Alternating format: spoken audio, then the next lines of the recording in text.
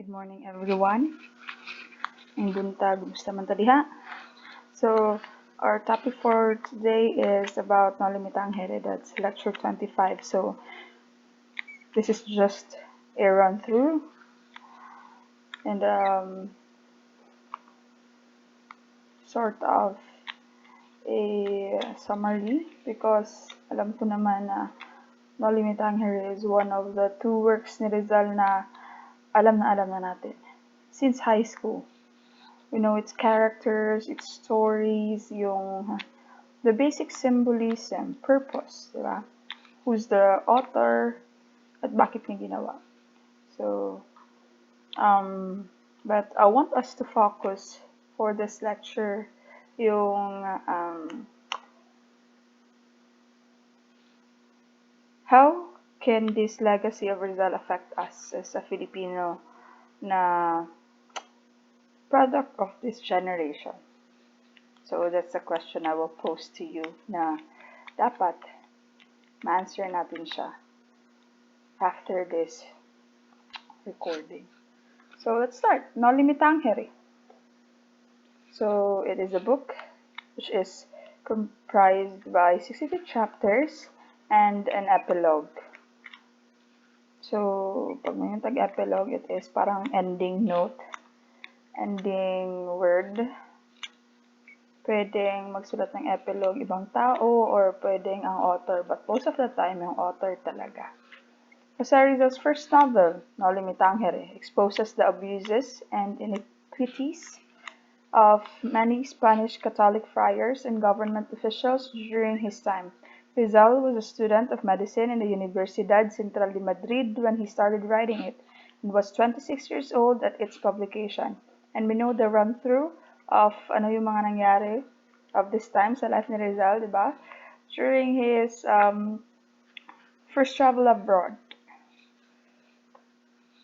The author fittingly dedicated the novel to the country of his people, whose miseries and sorrows he brought to light in an attempt to awaken them to the truths concerning the ills of their society.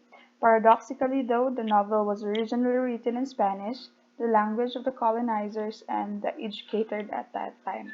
So, the author really, the purpose was to show, to describe, to present to the world what is really happening in the Philippines. And also, it is a satire making fun of the Filipinos for what they resigned themselves into. In a situation na parang in-embrace na ng mga Filipino. So, Rizal is, and its basic na point, talagang Rizal wants us to see yung situation natin. And he wants us to do something about it. So, we're gonna talk about that more later. So, published in early 1887 in Europe, the novel is now commonly called by its shortened name, Noli. Its English translation is usually titled Touch Me Not, or Social Cancer, or the Latin title, which means Touch Me Not, was taken from Christ's words from John 20:17, Touch me not, for I am not yet ascended to my Father. That's the commonly known na san galing, or this is the commonly known origin of the Touch Me Not na word, or Noli Me Tangere. But recently, there is a discovery of Filipino historians. This is a correspondence. Yung na-discover nila is a correspondence letter between Rizal and Pasano and some of his friends, which talks about this certain Noli Me Tangere. Rizal was again a student of Universidad Central de Madrid when he started to write Noli Me Tangere. He was a student of medicine, and specifically, di ba, gusto niyang siya yung mag-opera sa mata ng kanyang ina. So, doon sa na-discover na correspondent is na pag-usapan si Noli Me Tangere. Ano ba si Noli Me Tangere? Noli Me Tangere is sakit siya, a medical term pertaining sakit sa mata or cancer sa mata, or pwede na to siya matawag na lupus sa mata. Lupus, we know lupus, yung parang may source sa panit, tapos nag-open siya, tapos magnana, tapos kanang, unsa tawag ani, kanang contagious ganun na siya, and it has um, no cure. So, pag mahingon tag Noli me Tangere, again, when Rizal was studying in medicine, it is possible daw na ang Noli me Tangere, kabaliktaran or like, sana, taliwas sa sinasabing galing yung Noli me Tangere from John 20:17. Possible pala na Noli me Tangere, na title of this book, nag-originate siya gikan sa sakit na Noli me Tangere.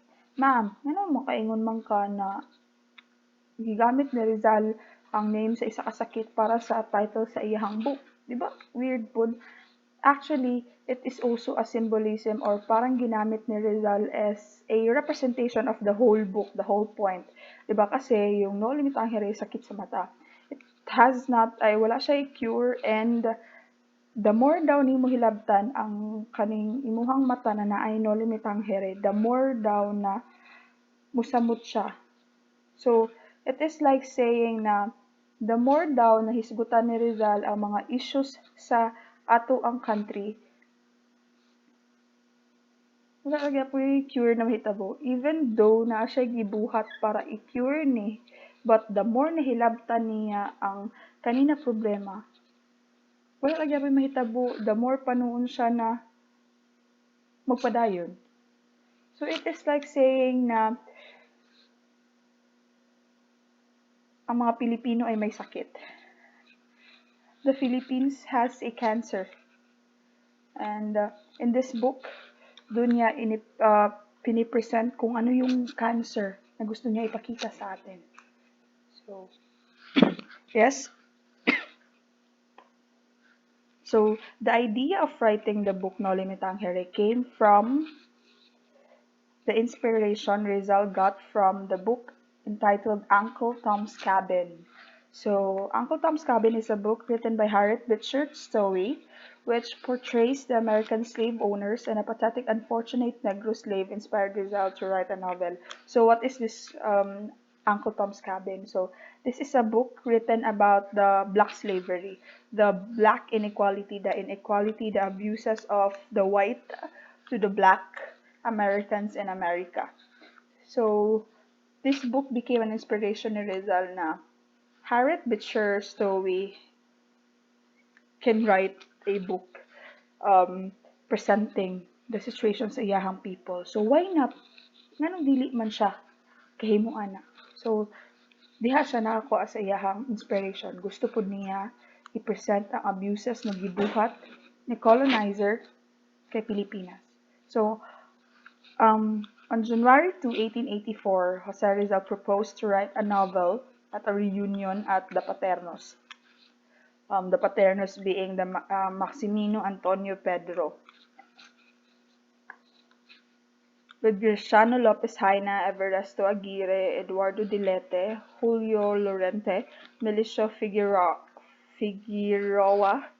Valentin Ventura. So, ito yung mga taong first na sinabihan ni Rizal of his idea of writing a book about the situation of the Philippines.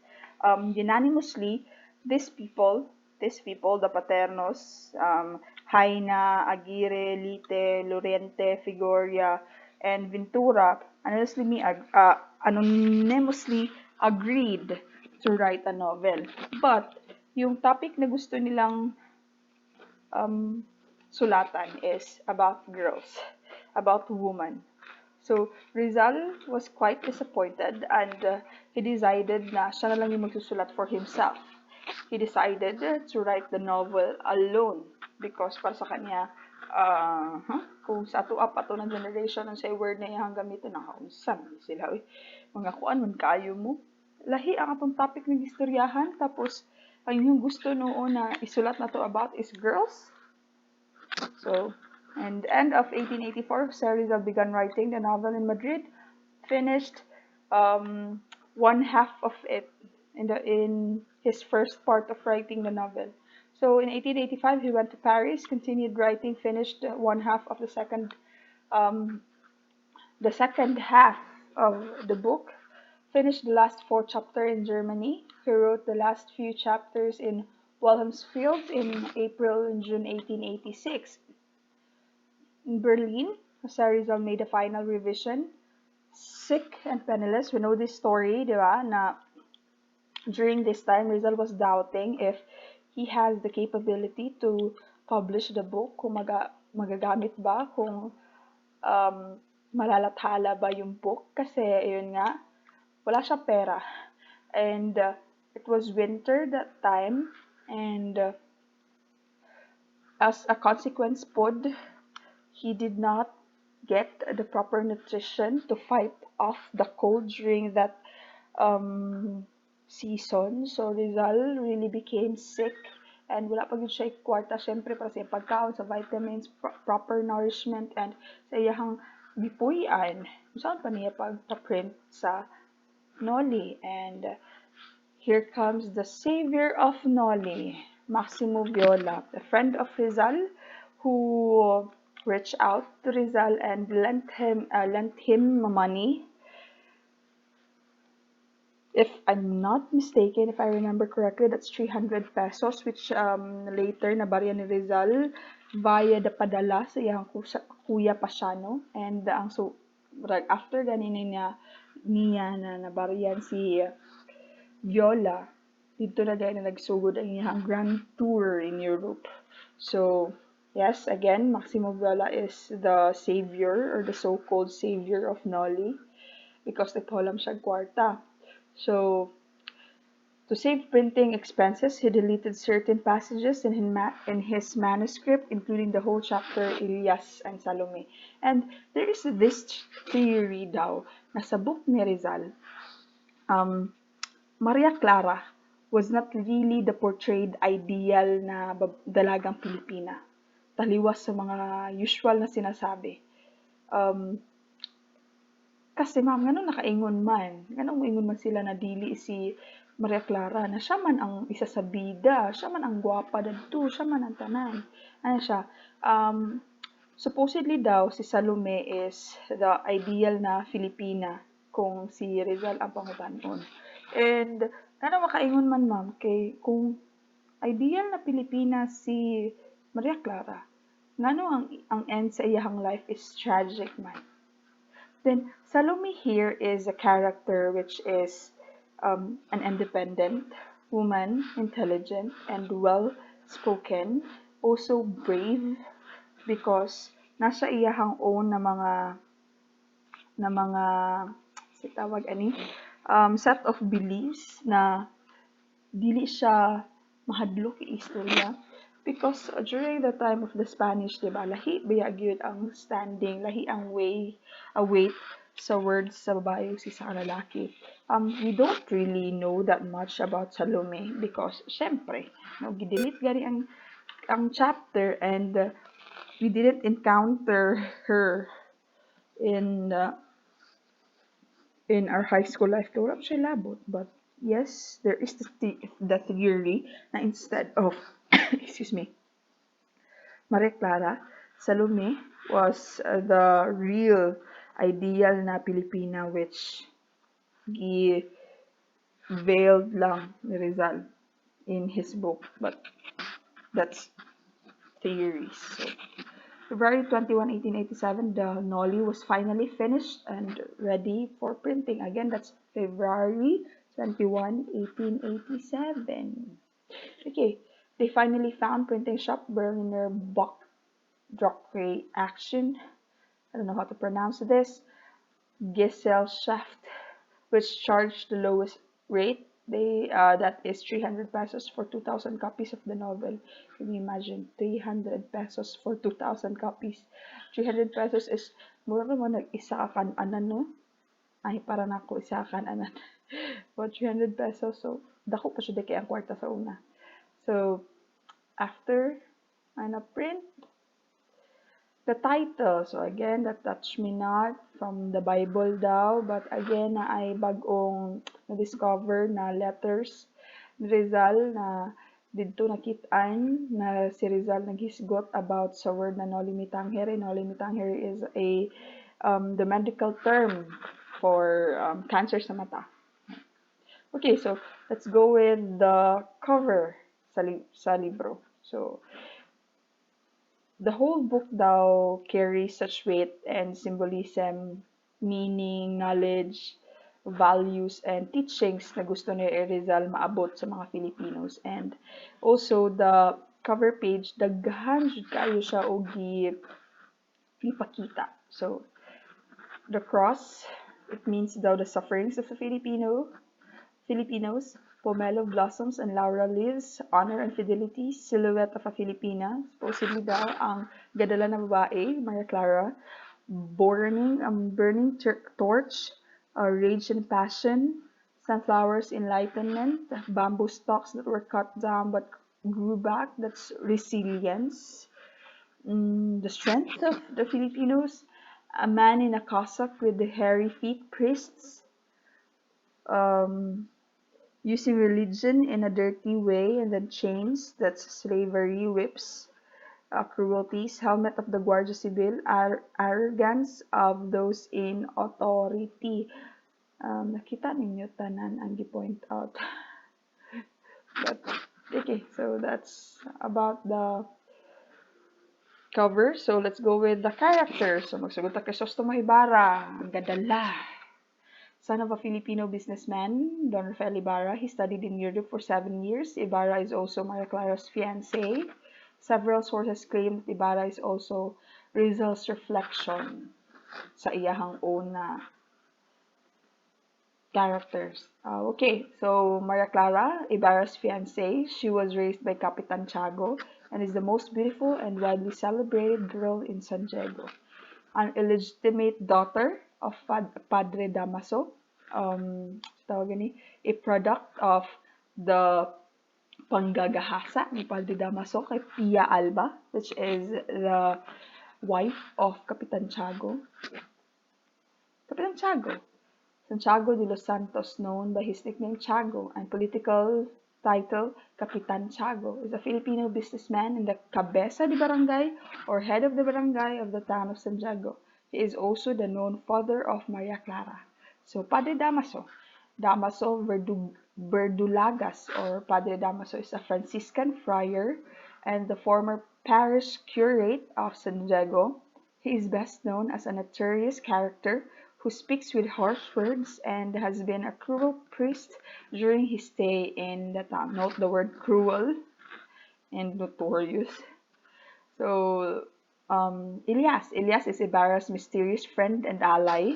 He wants to revolutionize the country and to be freed from Spanish oppression. So, Pilosopong Tasyo, Don Anastasio. Seeking for reforms from the government, he expresses his ideals in paper written in a cryptographic alphabet that the future generations may be able to decipher it and realize the abuse and oppression done by the conquerors. Also daw, si Pilosopong Tasyo is nag-represent daw sa mga educated Filipinos who goes back to their country thinking na nana sila at last, human akong eskwela, nana ko pwede mabuhat.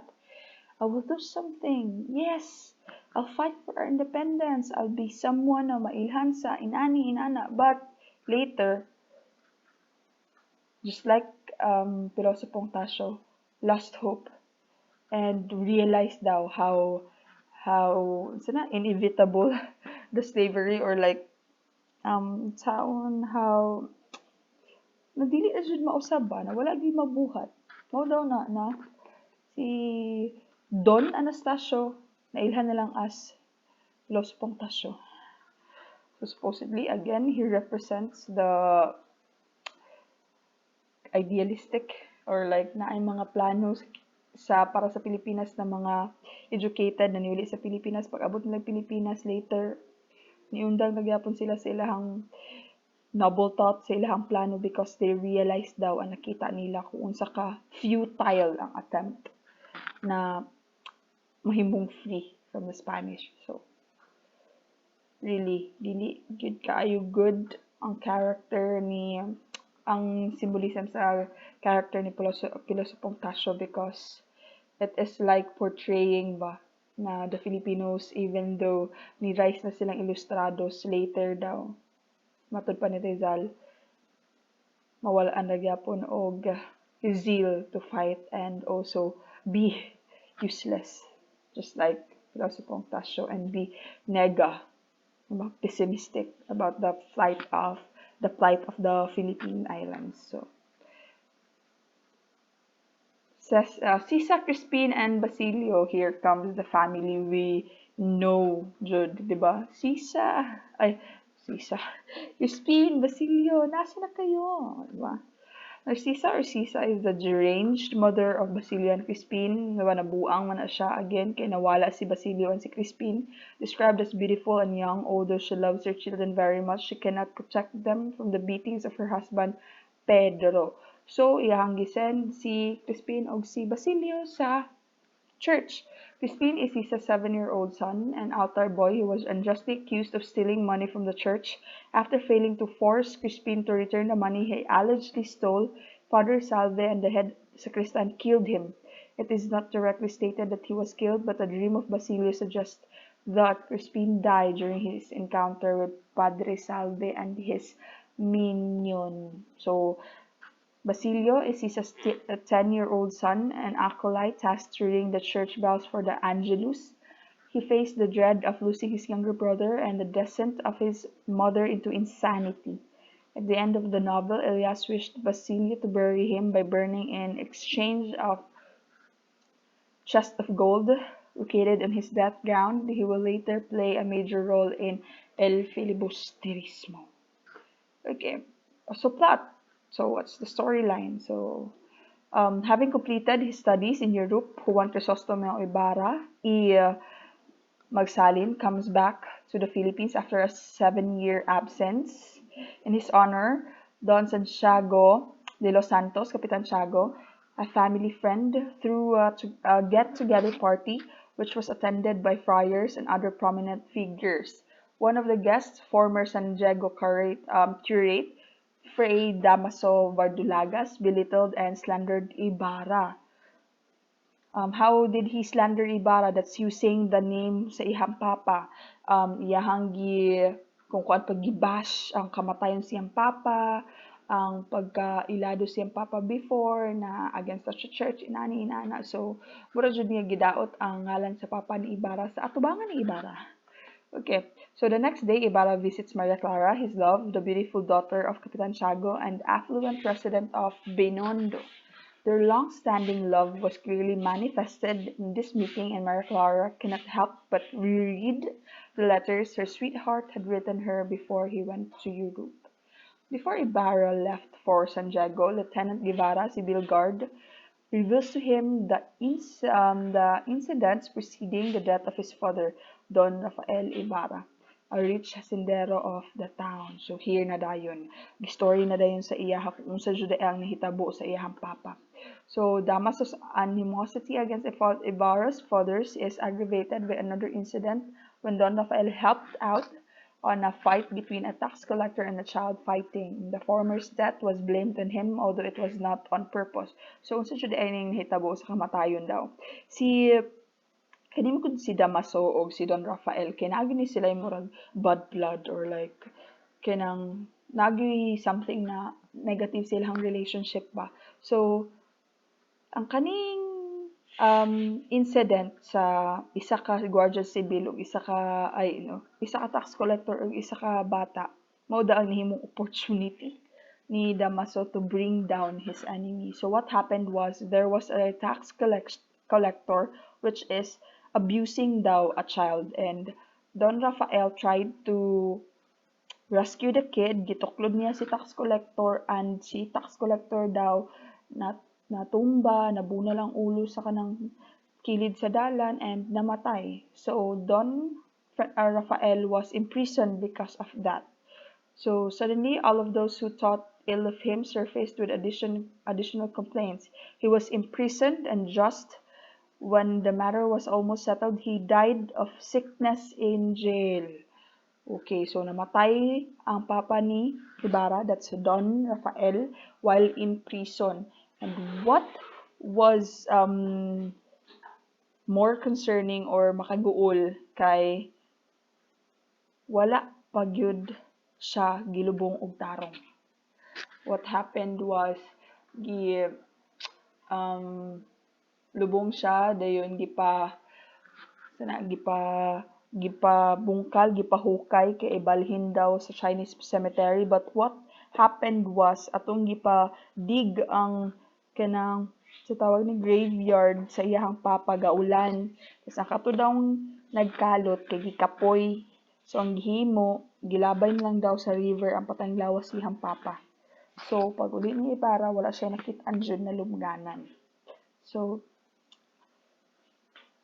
revenge was not in Ibarra's plans, even though nakahibalo siya ato. Instead, he carried through his father's plan of putting up a school, since he believed that education would pave the way to his country's progress. All over the novel, the author refers to both Spain and the Philippines as two different countries, as part of a same nation or family, with Spain seen as the mother and the Philippines as the daughter. This embodies the idea of tawag ito, assimilation, which we've discussed during the lecture about the propaganda movement, diba? Na ang plano yun ni Rizal, ang gusto yun niya mahitabo is the Philippines mahimong province, diba? Mahimong territory sa Spain. So this is this. So during the inauguration of the school, Ibarra would have been killed in a sabotage had Elias, a mysterious man who had warned Ibarra earlier of a plot to assassinate him, not saved him. Instead, the hired killer met an unfortunate incident and died. So during the inauguration, mamatay dapat si Ibarra, but Elias saved him. So after the inauguration, Ibarra hosted a luncheon during which Damaso gate crashing. The luncheon again insulted him. Ibarra ignored the priest's insolence, but when the latter slandered the memory of his dead father, he was no longer able to restrain himself and lunged at Damaso. No, sumbago na niya, prepared to stab him for his impudence. As a consequence, Damaso excommunicated Ibarra, taking this opportunity to persuade the already hesitant Tiago to forbid his daughter from marrying Ibarra. So even though actually si Damaso jud ang na-provoke kay Ibarra, because sa actions ni Ibarra, again, the church is very powerful of this time. Pag you will do something about the church, that's gonna be your downfall. So because atong pag-try ni Ibarra na i-harm si Damaso, dito na dayon na giwala ang ilahang sa tawag ni dili marriage contract, ilahang pagka-fiancé, ang ilahang pagka-betrothed, saan pa pronounce, betrothed. So to na-cancel ilahang mga plano sa nalakaw, and Rizal became an enemy of the church and an enemy of the government. So, not Rizal, Ibarra became a enemy of the church and the government. So, with the help of the Governor General, Ibarra's excommunication was nullified, and the Archbishop decided to accept him as a member of the church once again. So, it's a good thing. Meanwhile, in Capitan Tiago's residence, a party was being held to announce the upcoming wedding of Maria Clara and Linares. Dali, ara kayo nakakita og bagong Ibana. Ibarra, with the help of Elias, took this opportunity to escape from prison. Before leaving, Ibarra spoke to Maria Clara and accused her of betraying him, thinking that she gave the letter he wrote her to the jury. Maria Clara explained that she would never conspire against him, but that she was forced to surrender Ibarra's letter to Padre Salve in exchange for the letters written by her mother even before she, Maria Clara, was born. So, wala din niya gi-betray si Ibarra, but emotions, iyang love para sa iyang mama daw, sa iyang pagkasabik sa whatever memento or memory available about sa iyang mama. So, Maria Clara, thinking that Ibarra had been killed in the shooting incident, was greatly overcome with grief, robbed of hope, and severely delusioned. she asked Damaso to confine her into a nunnery. She was thinking na itong nitaka si Rizal, di ba, nag-uban sila ni Elias. Taka sila, gigukod sila sa Guardia Civil, and while in the river, ito, napusilan. Ting! Pero, ang hitabo di ay kay nakataka si Ibarra swimming in the river. Si Elias ang nagpagukod, and later si Elias ang napusilan, and si Elias ang namatay. But everybody thought it was Ibarra. And later, the nakasurvive na Ibarra will come back in the second book as Simeon.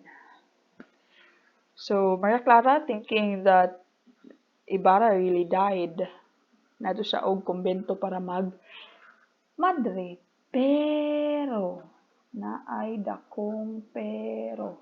What happened was, Padre Salve, a character which is portrayed na naaday pagnanasa kay Maria Clara.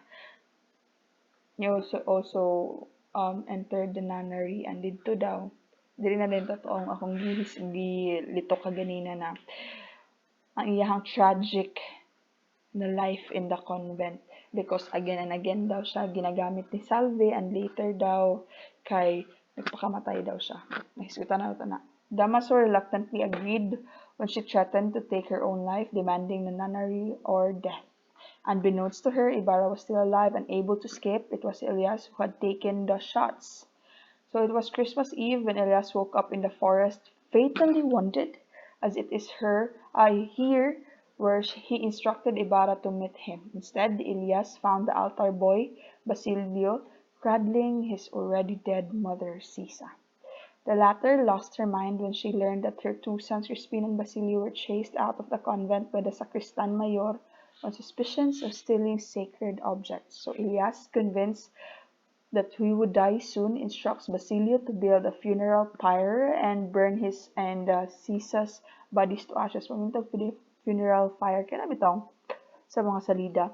Daghan kay mga kahoy, tapos ipatong ang patay na lawas. Sunugon na yun. No siya cremation. Pero dili sa crematorium.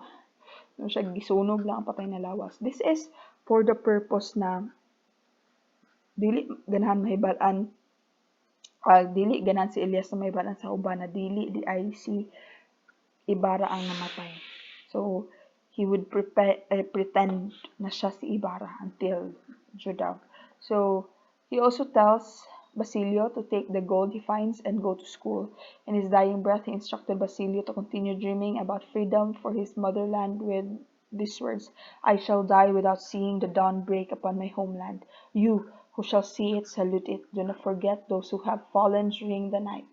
So Elias died thereafter. So Epilogue, Tiago became addicted to opium and was seen to frequent the opium house in the Binondo to satiate his addiction.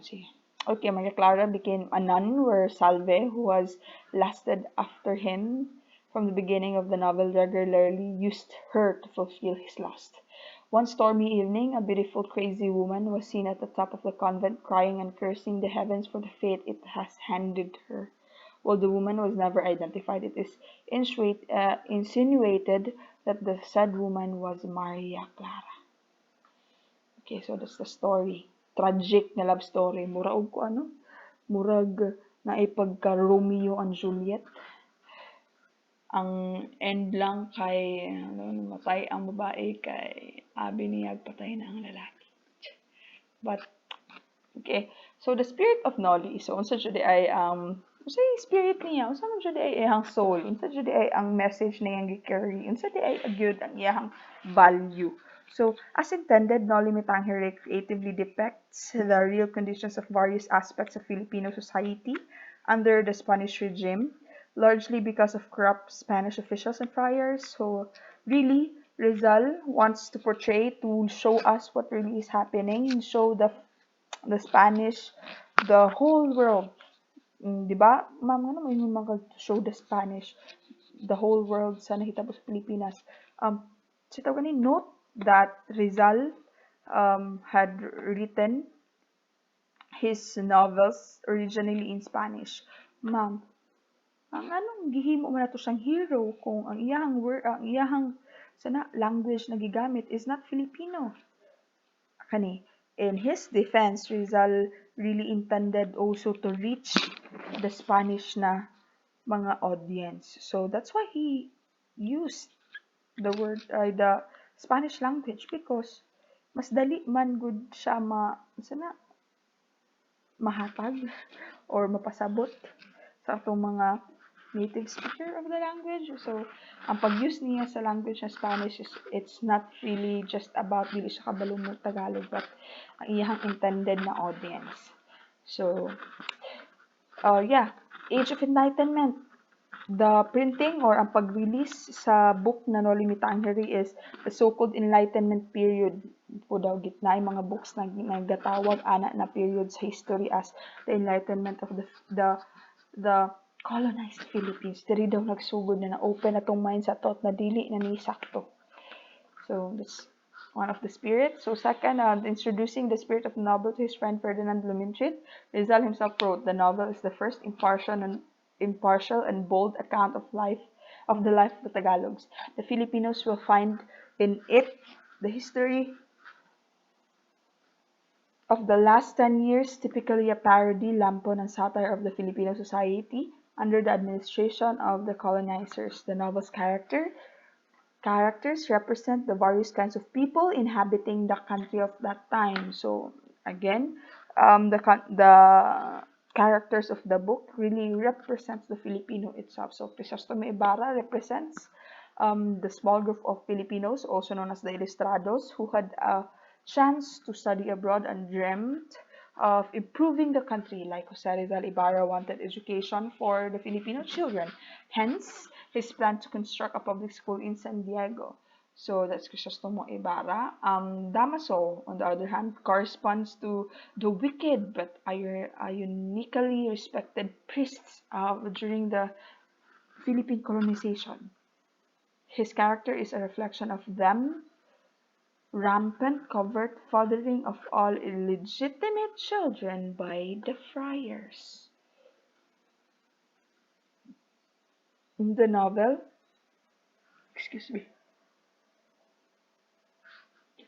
he is revealed to be the biological father of Maria Clara being the fiancé, no? The fiancé who arguably stands for the powerless Filipina daw. Patterned after Leonor Rivera, Rizal's true love, Maria Clara's character also personifies some ideal Filipina, loving and unwavering in their loyalty to their respective spouses. The Kapitan Tiago represents the rich Filipinos who opted to be allies, as in to sulugoon for the sake lang na mahimon siyang official sa government, madato.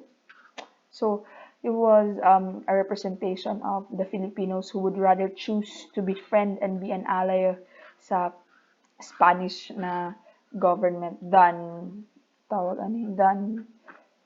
magkalisod. So, yes. Pero sa Potasio, on the other hand, symbolizes those whose ideas were advanced and that other people could not understand him. It is said that Tasio's character was patterned after Pasano, Jose's intelligent brother, who also sought reforms. Ilyas, Ibarra's mysterious friend and supporter, signifies the Filipinos who wished to revolutionize the country by liberating it from Spanish tyranny. Sorry for that. So, Sisa and her sons Crispin and Basilio, sila ang the usual na Filipino na mga pobre na Filipino, ordinary Filipinos who really is the recipient sa pinakadako na receiver sa issues ay sa abuses, sa violence, sa inequality. So, Doña Victorina here, maglagot ko ninyo na character, represents some ambitious Filipinas na mga kat kay ba, na bahalag dili siya Spanish kay nagpaka-Spanish, narong ignon. So, who wanted to be classified as Spanish, hence the putting on of heavy makeup. The Tiburcio, asawa ni Victorina, stands for incompetent and underqualified Spaniards who illegally practiced their supposed profession in the Philippines. itong mga officials, katong mga public servants na Spanish na nahimo part of the, ang tawag nito, the society, pero di ay dapat. For example, ano mo guni, yung Tiburcio is a doctor, nagga-practice siya og kanang iyahang field sa medicine diri sa Pilipinas. But kulang taon daw kay naman siya diri sa Pilipinas, na doktor man siya. Kung sa ato pa na siya, inani iyang case. Nakahuman lagi siya og doktor 5 years pero wala siya pasar sa board. So dili dapat siya kanang authorized to practice, but Pilipinas man kay colony man so who cares about kanang sa tawag ani na license or wala, or authorized pa ka or dili. So yeah, grabe sila combination no. So Padre Salve, the curate who is secretly harbors lust. So yeah, the wicked friars. Next, Rafael Ibarra represents the rich and the same time virtuous and generous Filipinos during the Spanish era. So, reactions to Noli. Canadian reactions. Siyempre, bad yun ang reactions. Pero before tama to sa bad na reactions, wato sa tasa positive reactions sa pagprint sa Noli. So, expectedly, the Spanish officials and friars, especially the union-skinned or mga sensitive kay ba, were infuriated by the contents of the Noli. Rizal's friends and compatriots, on the other hand, praised and defended the novel. So, non-Filipino defenders of the book, si Blumentritt, si Dr. Miguel Moraita, professor in the Central University Madrid, and kailan napuntang Blumentritt, a very close friend ni Rizal. So, Federico Faura, here, Rizal's Jesuit professor, told the Noli's author that everything in it was the truth, but also foretold you may lose your head for it.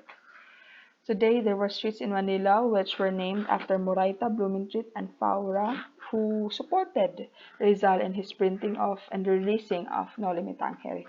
So, even before Jose went home after the publication of the Noli, his family had been feeling the backlash produced by the novel. Using coded words, Pasano wrote to Jose that a storm was threatening Makiling. It is only waiting for the time. He added, it should not surprise those who know that this is the time for typhoons. Later in history, Pasano would probably translate the Noli into Tagalog. Okay, so during Rizal's first homecoming, General Emilio Terrero, kay gilantaw niya ang sa tawag ani Noli, and he found it okay naman. Wala man daw kanang issue actually. So, but, even though he decided na wala issue si Noli, kanigid si Bernardino Rosaleda being during the last discussion, retraction, diba siya ang first na nag-draft sa document of retraction, and he was the archbishop during that time. So, yes, okay. The Governor General asked Rizal for a copy of the Noli and found nothing criminal in the book. He nonetheless assigned Lieutenant Jose Taviel de Andrade of the Guardia Civil to be Rizal's bodyguard, fearing that Noli attackers would harm the author. And we already know about sa iyahang gi-assign na di ba? Na bodyguard kay Rizal. Siya ang naiigagaw na mahimong defense lawyer. And mahimo po niya siyang close friend ni Rizal, hindi lang kay guard lang. So, meanwhile, dili na dayon ta sa mga dili ganahan sa Noli. So, the Manila Archbishop Pedro Payo found and denounced Noli as ecclesiastically heretical, impious, and scandalous, and politically unpatriotic, subversive of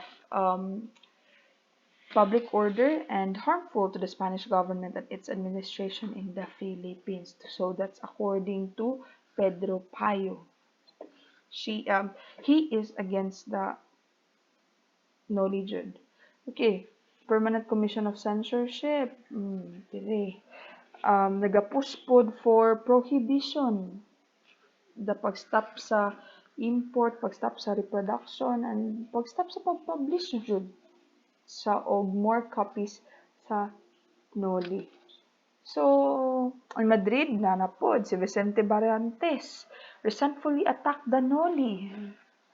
After ni Barrantes na napod si Jose Rodriguez pod. He's an Augustinian priest who said that pag nakabasa daw ka sa Noli kay paingon na gyud daw kag hell. So, the arguments outlined in the pamphlets were nonetheless logically and addressed by an expected defender of the Noli, that's Vicente Garcia. So, besides sa kadaghan sa mga against sa Noli naa, pagyud di ay gyapoy ni Kampi, even though writer siya locally. So, writing under the pen name Justo Desiderio Magalang, the priest countered the claim that Noli's author was an arrogant man by saying that Rizal was a graduate of universities in Spain and was recipient of scholastic honors. By sound interference, Garcia also answered Rodriguez's claim that those who read the Noli commit a mortal sin by concluding that therefore committed a moral sin since he had read the novel. So, matod pa kay Garcia, no, kay di maningon man to si Rodriguez na kung basing kinsa makabasaan kay matughel. Nya, si Rodriguez pa di ay, kay siya gud ang una nakabasa, mautong niingon siya na against jud sa government doon. So, ayun ni kayo, no? Mayroon ka kayo niyo basa, pero siya kayo basa po. So, describing the effects of Noli, the author himself wrote the book, made a lot of noise everywhere. I am asked about it. They wanted to anathemize me, to excommunicate me because of it. I am considered a German spy, a Protestant, a Freemason, a sorcerer, a damsel, and evil. So that's the general na reaction about sa gisulat ni Rizal. Okay, the author once received a letter dated February 15, 1888, which was comparable to a death threat, di ba? Grabe na jud ang mga reactions sa dawat ni Rizal. So, Noli artifact, sa pagsulat ni Rizal sa Noli, syempre na dyan yung mga mabili na gamit and kani, syempre nahimong national hero si Rizal, so whatever yung mga ipanggamit, importante. So, the furniture set of Dr. Carl Ulmer, used by Rizal during his stay at the pastor's house in Wilhelmsfield in 1886, is now displayed in the Peacock Garden Resort in Baclayon, Bohol. As the last few chapters of Noli were written in almost pastoral house, some parts of the novel were probably written on the living room furniture. So Ulmer's family donated the furniture to Hans Kuhl, the German owner of the resort, for his advocacy of propagating the ideas of Filipino hero. So, okay, so that's technically it. The title, the idea, the inspiration, sinong unang pinagsabihan, the process of writing it, the process of publishing it, then we'll go na dayon sa characters, and then sa plot, and after that, that's the symbolism of the characters, and after the symbolism, ito na dayon, the symbolism need the spirit of Noli. After spirit of Noli, we've got the reactions, and after the reaction, na dayon sa artifacts sa Noli. So, this is the sources of the PowerPoint I've shown to you now. So, please, if you have question, clarification, paspasa ba kaayo ko in ana, comment down below. Joke lang. Send sa ako through email or PM or sa GC if you have questions really. And also, I'll test if inyo ba yun siyang gibasa. before mo take, ang deadline sa inyong activities, assignments, and all, even inyong long quiz,